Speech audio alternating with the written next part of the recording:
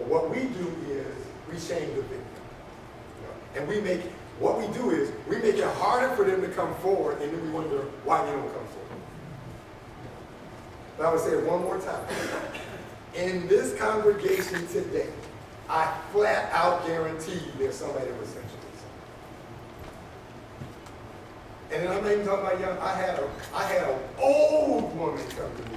I mean, old, telling me about her being sexually assaulted by a worker 40 years ago. I had, when I was conference president, I had, and Elder Jones was on the executive committee, I had a Kavanaugh moment where I had a teenager, I had somebody who was sexually assaulted as a teenager, but who was 45, come to me and say, this is what happened. And she was telling the truth. And we had to end up dealing with the person. We had to end up dealing with the person 35 years after the fact. So this, why did they wait so long? Okay, because they're psychologically traumatized. And it never goes away in all likelihood without psychological help. So if that's you, if I'm talking to somebody in this room, you probably need to get to talk to somebody. Because otherwise you're gonna go to your grave dealing with that. And there's some residual effects that are negative. But one of the residual effects is not being believed when you should. The reality is, and I was reading a statistic today that said only between 2 to 10% of the women who come forward. So the odds are, when somebody comes forward, and I don't care what your politics are, the lady who came forward really doesn't have anything to gain by lying. She's messed up her life. But she has an obligation to come forward. And I will tell you how I would deal with it with one of my, if I was still president, one of my pastors. If the person came to me and said, if the person was accused, came to me and said, you know what? I was young and stupid. That's one thing. Now I want to say, I never did anything like that. Never did anything like that. Never did anything like that. But I also remember being young and stupid. Okay? So I have less problems with somebody coming forward and saying, you know what, I was young and stupid and I'm sorry. Then I have less problem with that than somebody doing that and then lying about it and making it look like the other person is the liar. I got a serious problem with that. So that's what I'm dealing with. It's the lie. And that's why when I was president, when I would confront people, the first thing I would say is, do not lie. You do not have an obligation to you don't have an obligation to confess. But I will deal with you differently if I find out that you're lying. Okay. Of course, that didn't stop. Because it's hard for somebody to come forward and say, I mean, we talk about David, we say, oh, what a wonderful confession, created me a clean heart. No. David didn't come forward until Nathan said, you know what? He's you. He was going to sit up there and pretend like that baby wasn't his forever. And by the way, that's the reason the church has gotten away. That's not the reason. My parents said it. The church has gotten away. Those of you who are old like me, you remember back in the day when there was a such thing called church discipline. Now, we didn't always do it right, but we did it. We've gotten so politically correct that we won't deal with sin.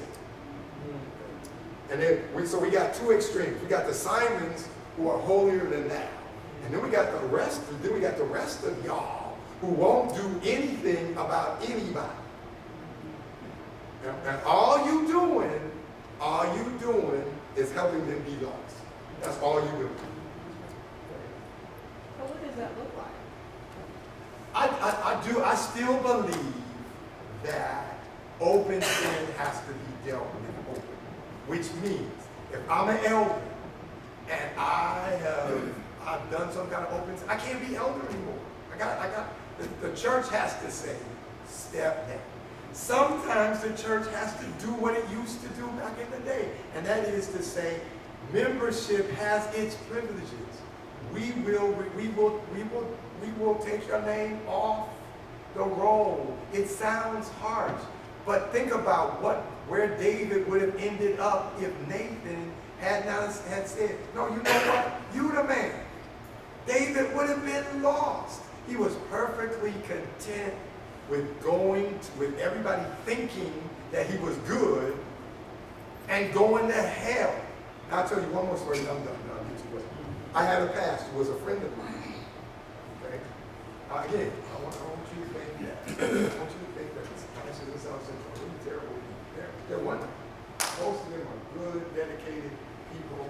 But again, if you have 200 employees, some of them are going to have issues.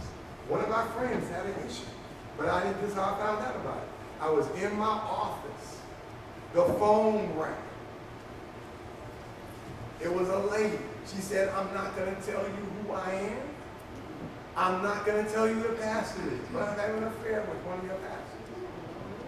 So my position is, no, you cool. No. You got to deal with this. She would not tell me. This is what she did. Over the next several months, she called me periodically. And every time she called me, she told me a little more. And a little more. It's like breadcrumbs. I'm following the breadcrumbs.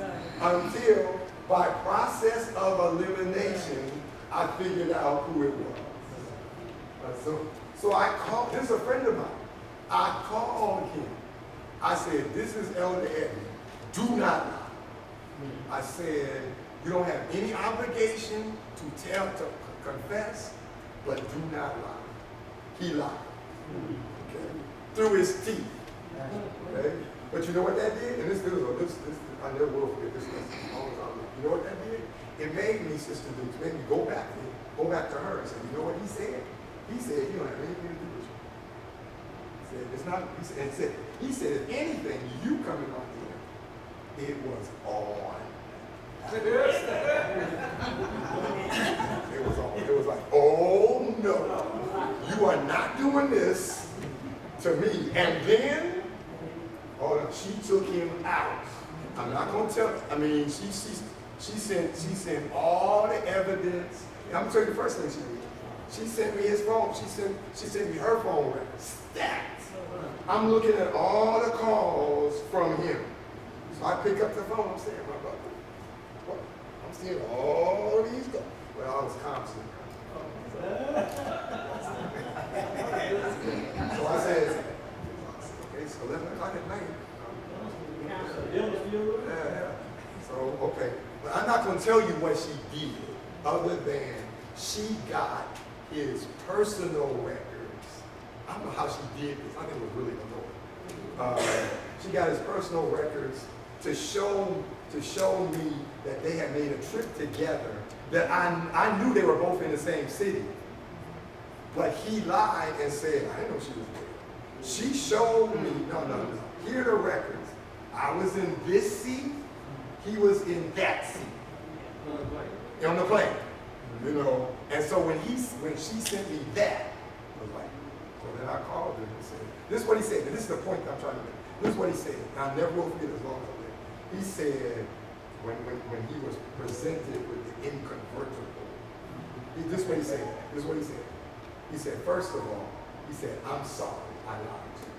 He said, you didn't deserve that. And then he said, and I'll never will forget this, he said, I'm glad I got caught. He said, because I was trapped and I didn't know how to get out. So all the stuff that we do trying to protect people, all we doing is helping them be lost.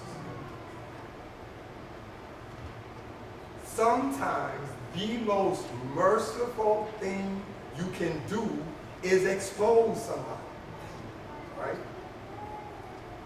Now that may seem contrary to what I was saying earlier, because God typically does not expose, but sometimes he does to save. And we become so politically correct, we will not deal with anything. And not only will we not deal with anything, But we live in a time now where it's wrong to say something's wrong. And there's going to be a whole bunch of people lost, whose blood God is going to require at the hands of someone. Done with that. All right. Let me talk to you real quickly about the office of, this is what I do. The pastor had a hard time. Okay.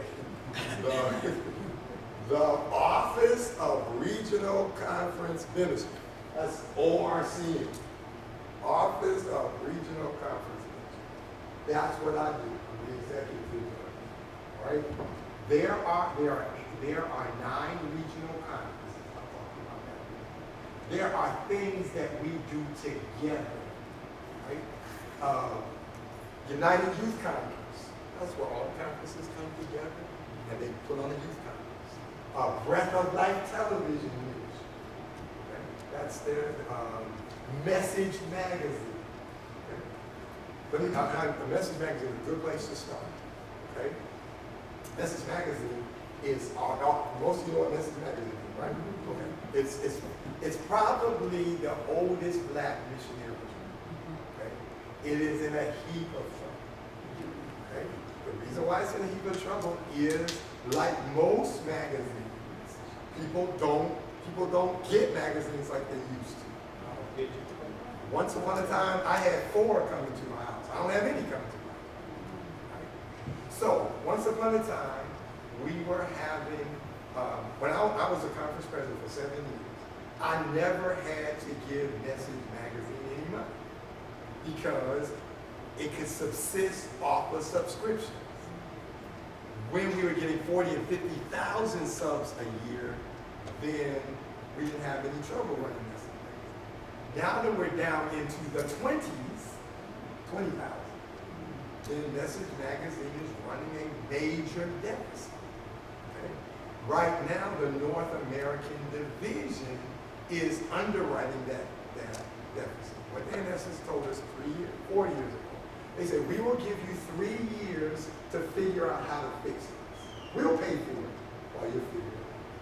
We'll give you 3 years. That was 4 years ago. Okay? So we still haven't fixed the problem. Right? I tell most of you know I left the conference office in 2016. And then I was asked to be the executive director of ORC in January. So I was gone for a year and a half from my fellow officers. The ORC board consists of all the presidents, all the secretaries, all the treasurers. So when I left being president, I stopped doing that. When I came back, one of the first things we talked about was Message Magazine. And it was almost as if I had fallen asleep and a year and a half later woke up and we were talking about the same thing. Because in order for us to continue to have Message Magazine, we have to make some difficult decisions. Right? Because now, whereas I didn't have to pay anything as a conference, not only one of the options on the table is each conference is going to have to subsidize Message. Well, if you haven't subsidized it, and now suddenly we're saying, okay, we need about $20,000 or $30,000 from your conference. Nobody wants to hear that. Okay? But the deficit last year that Message ran was $185,000. Right? Now that's the equivalent of me saying to you, your mortgage payment is $1,000 a month, right? So you budgeted $1,000 a month. At the end of the year, I say, you know what? There's a deficit, and you need to, in addition to the $1,000, now you got to pay $185,000 more. How long are you going to do that? Okay. No. So the North American division isn't going to continue to write that size check. I wouldn't. When you guys want an executive committee, how long? If you knew that I was underwriting something you had budgeted, you had voted $60,000, and you ended up paying $250,000, how long would you all let me do that?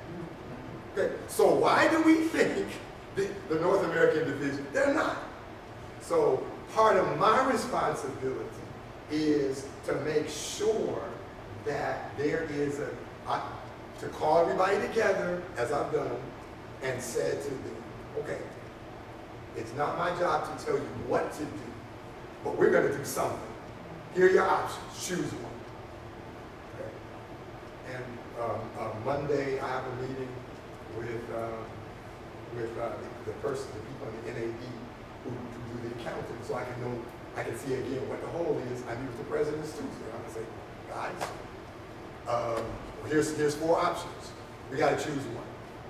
You know. Now they can ignore me, but I told them. I said, I will bring this up at every meeting until you all make a decision.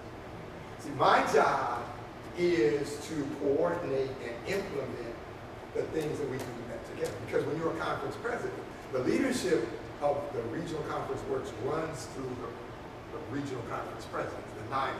The problem is none of them have time to do anything other than run their own conference. So there are a lot of things that slip through the cracks. My responsibility is to see the So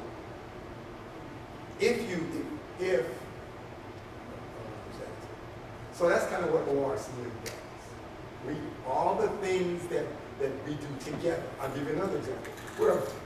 We're about to build. We're about to build a building. Right? It's my responsibility we want to build an Oakwood campus. So what I've been doing for the last 6 months, first I went to Oakwood to say, you all lease us the property. Okay, Oakwood says, okay, you know, then I went back. Okay, I'd like to have it here, right? And I need you all to vote this, because again, no president has the time to do that.